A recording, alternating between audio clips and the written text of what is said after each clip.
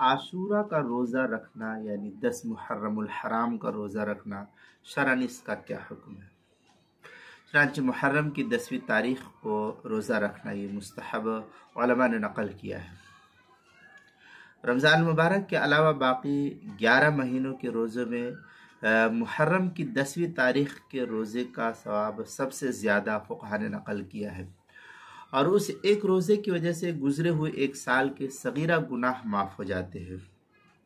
اس کے ساتھ 9 محرم یا اسی طریقے سے 11 محرم کا جو روزہ ہوتا ہے، 11 محرم کی تاریخ کا یا 9 محرم کی تاریخ کا روزہ، اس کے ساتھ ملا لینا یہ بھی مستحب فقہاء نے نقل کیا ہے۔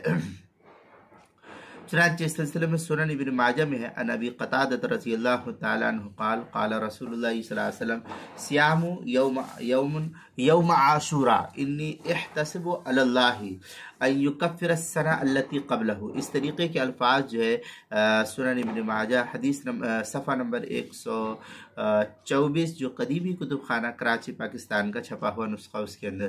اسی طریقے سے جو ہے فتاوی عالمگیریہ میں ہے، وفی روایہ لئن بقیت الى